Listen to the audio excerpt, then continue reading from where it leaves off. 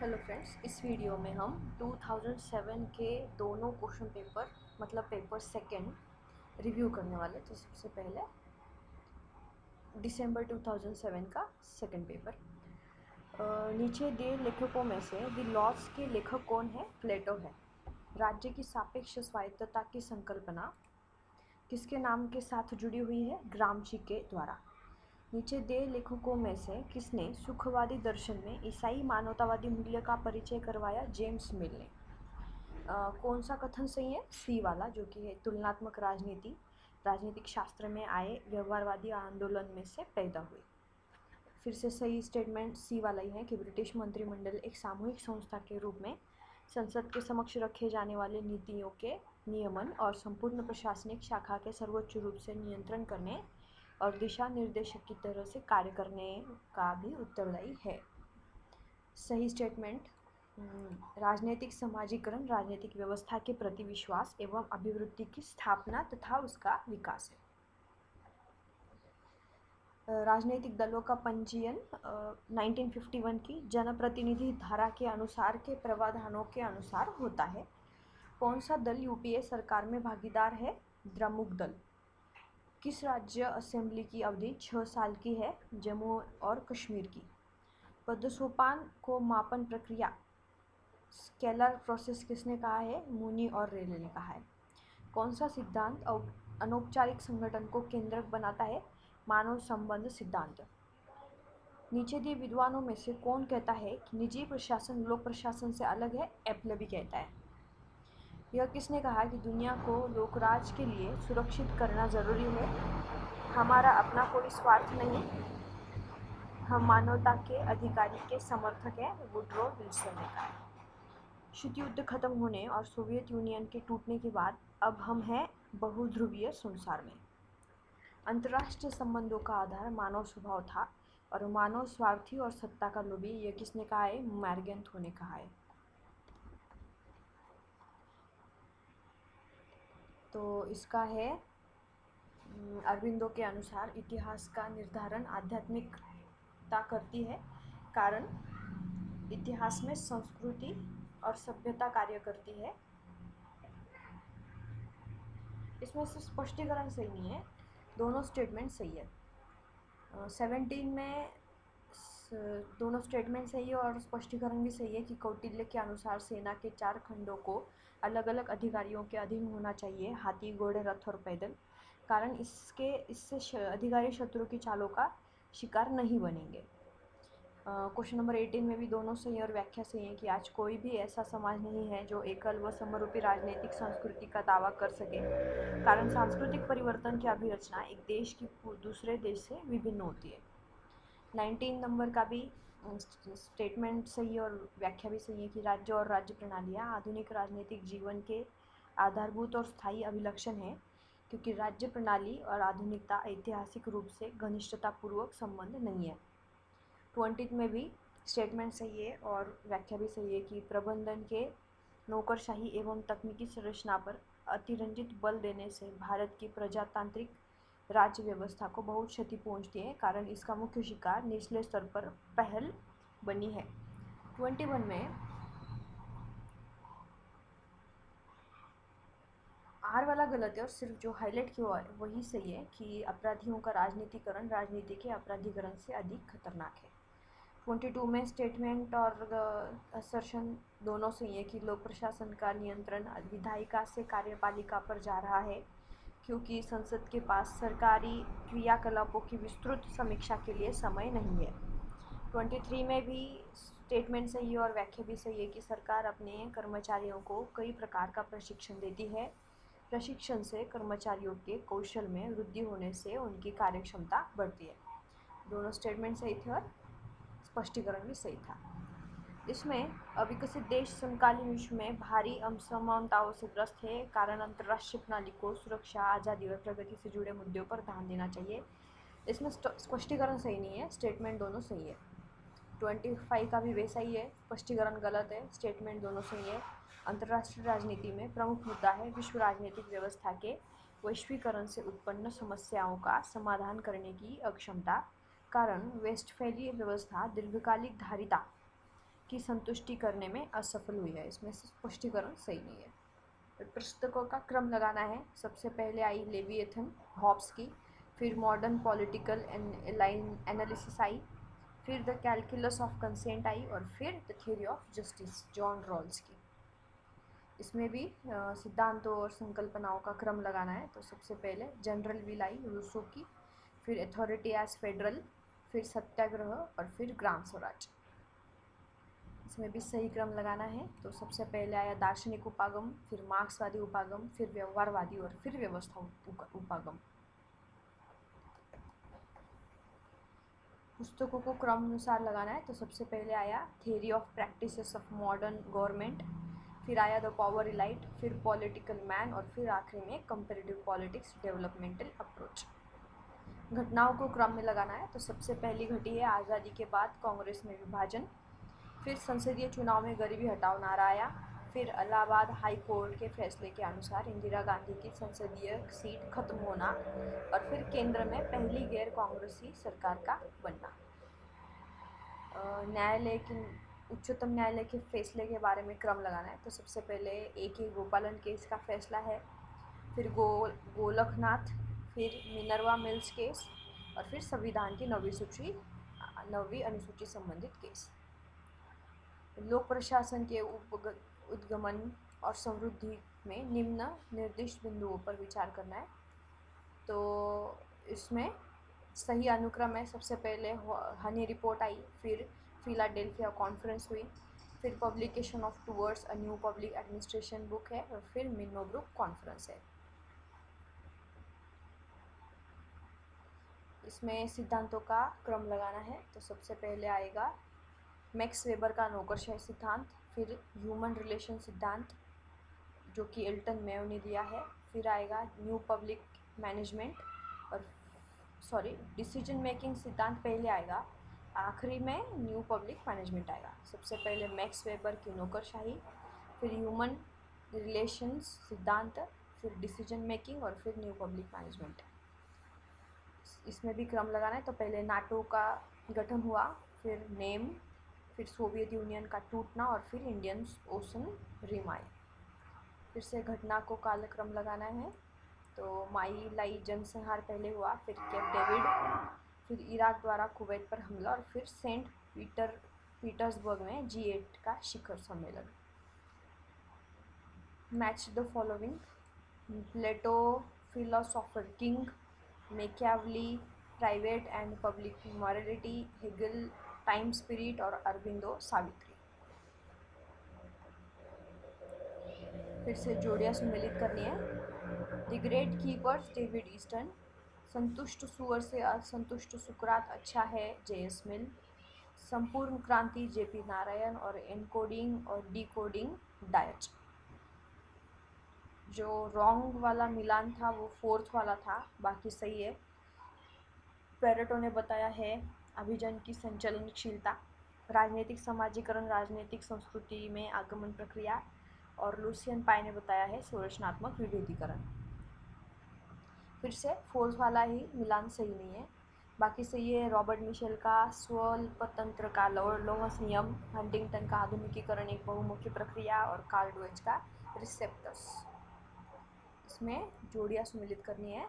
तो सांप्रदायिक अवार्ड का गठन हुआ 1932 में, J.P. का बिहार आंदोलन 1974, ज्ञानी जैल सिंह का राष्ट्रपति बनना 1982 और वाजपेयी जी का पहली बार प्रधानमंत्री बनना 1996। इसमें रजनी कोठारी बुक है the state against democracy in search of human governance, Lloyd और Susan Rudolph in pursuit of Lakshmi the political economy of the Indian state, Jawaharlal Nehru discovery of India और Mahatma Gandhi an autobiography the story of my experiences with truth.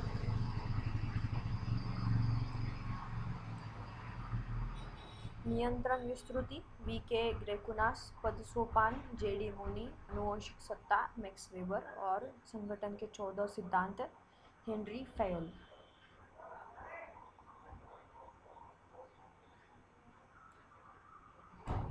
अधिकारी तंत्र नौकरशाही, कानूनी एवं तार्किक अधिकरण, व्यवहारवादी मानव स्वभाव का विश्लेषण, सामान्य व्यवस्था, प्रशासनिक व्यवस्था, सामाजिक व्यवस्था की एक उपव्यवस्था, और पर्यावरणीय, कृषि एवं उद्योग आधारित।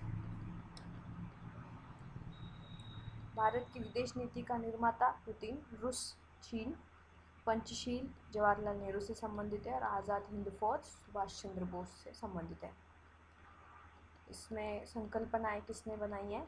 तो बुलन एच की है विकास की प्रणाली, कैप्लन एम की है प्रणाली सिद्धांत, फुकुयामा एंड ऑफ हिस्ट्री मतलब इतिहास का अंत, और कार्ल मार्क्स के क्रांतिकारी प्रणाली। इसमें पैराग्राफ के ऊपर बेस्ड क्वेश्चन थे, तो वो भी देख लेते कि लेखक का संबंध मूलतः समीक्षात्मक सिद्धांतवादी की आलोचना से है। लेखक वोल्टेयर में दोष निकालता है क्योंकि उसकी निरंकुशवाद की आलोचना तथा प्रुशियन राज्य व्यवस्था के प्रति समर्थन, नवदार्शनिक स्कोम स्क्रीन धूमपट, तानाशाही शासकों की पोल खोलने के लिए कहते हैं। लेखक के अनुसार समकालीन विश्व है मानवाधिकारों के हनन से पूर्ण है, और आखिरी राजनीतिक सिद्धांत का मुख्य उद्देश्य है सर्वाधिकारी राज्यों की पोल खोलना। इस वीडियो में हम जून 2007 का भी क्वेश्चन पेपर रिव्यू कर लेंगे। निम्नलिखित में से नैतिकता को राजनीति से किसने पृथक किया? मैकियावेली ने। किस संकल्पना की आलोचना स्वतंत्रता के विरोधाभास के रूप में की गई है? रूसो का जनरल विल। राजनीति मानव समुदाय द्वारा अपनी समस्याओं से निपटने की प्रक्रिया है, ये हर्बर्ट जे स्पिरो ने कहा है। राजनीति विज्ञान की एक उपशाखा के रूप में तुलनात्मक राजनीति के विकास में निम्नलिखित में से किसने योगदान किया? हेरोल्ड लास्की ने। निम्नलिखित में से किस देश में दोहरी नागरिकता के साथ सरकार का संघीय रूप है? यूएसए। दोहरी नागरिकता के साथ सरकार का संघीय रूप यूएसए। लुसियन पाई के अनुसार निम्नलिखित में से राजनीतिक विकास के कौन से संकट है? अस्मिता का संकट है, वैधता और वितरण का संकट है। भारतीय संविधान में अंतर्राष्ट्रीय शांति एवं सुरक्षा का उल्लेख किया गया है राज्य के नीति निर्देशक सिद्धांत में।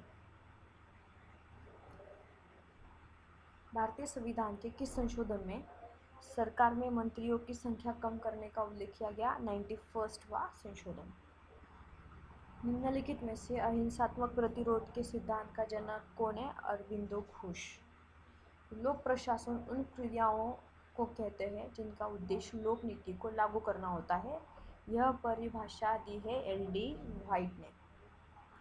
निम्नलिखित में से संगठन के क्लासिकी सिद्धांत को कहावतें किसने कहा है? Herbert Simon.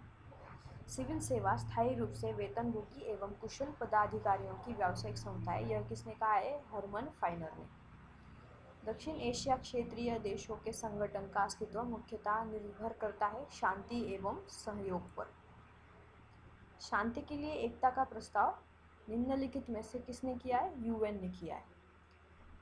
यूएनसीटीएडी ने मूलतः निम्नलिखित को बढ़ावा दिया है, अंतर्राष्ट्रीय व्यापार को बढ़ावा दिया है।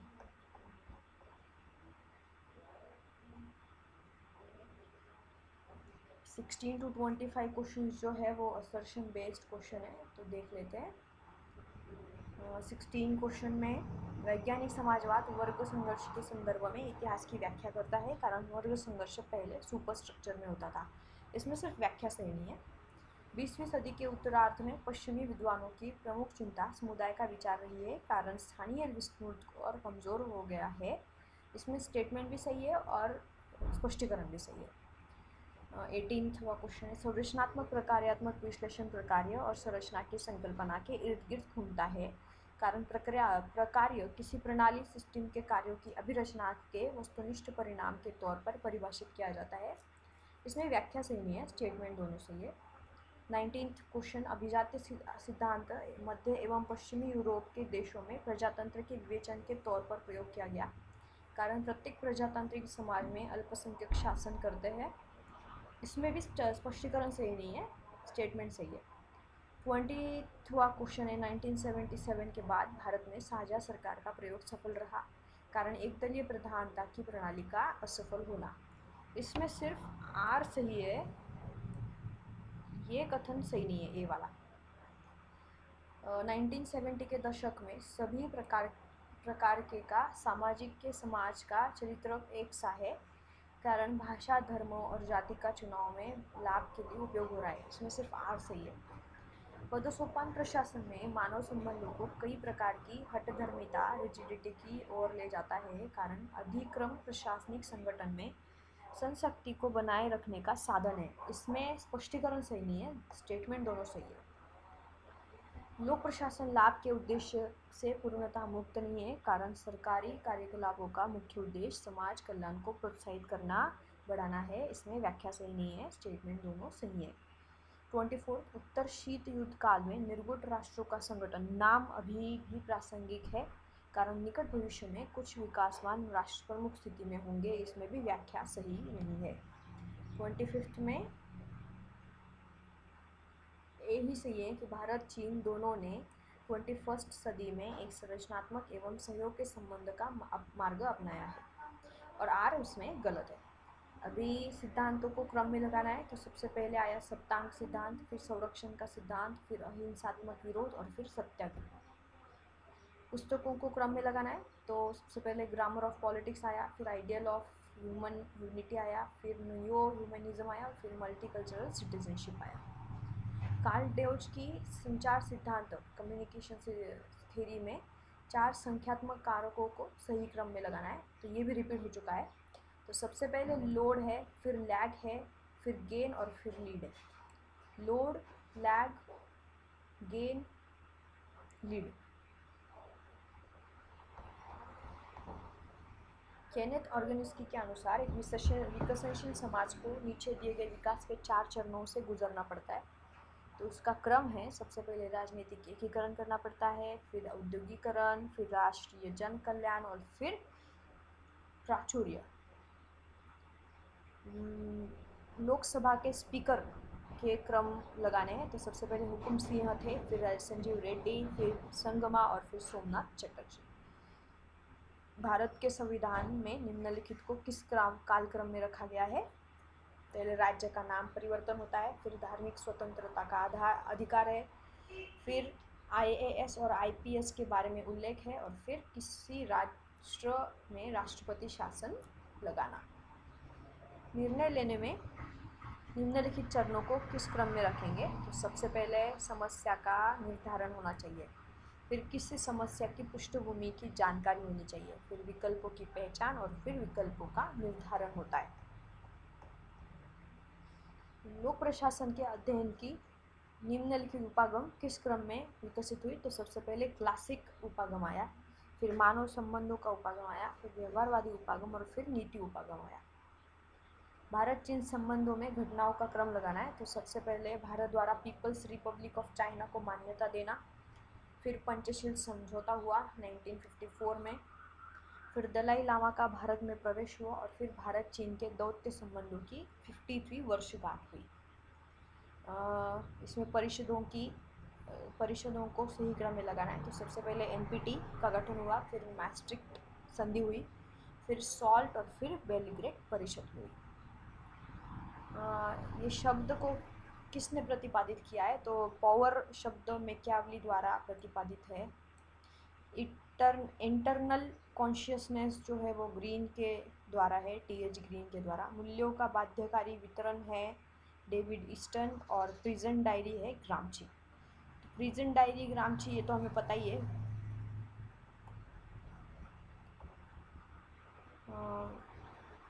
सूची मिलानी है, तो सबसे पहले सेंट ऑगस्टीन है, 2 स्वॉर्ड्स, माओ का है let 100 flower bloom, MN Roy का है कॉलोनियल थेसिस, एंड अरविंदो का है इन्वोल्यूशन।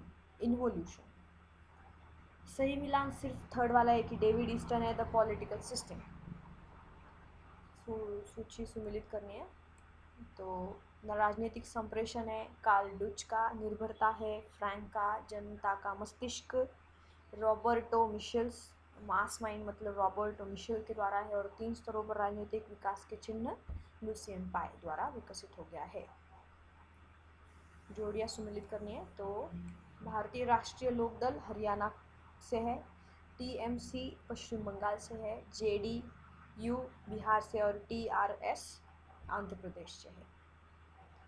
PV नरसिंह राव भारत के प्रधानमंत्री बने थे 1991 में, बाबरी मस्जिद को गिराया था 92 में, देवगौड़ा प्रधानमंत्री बने 96 में और नेहरू जी ने चीन से पंचशील समझौता किया 54 में।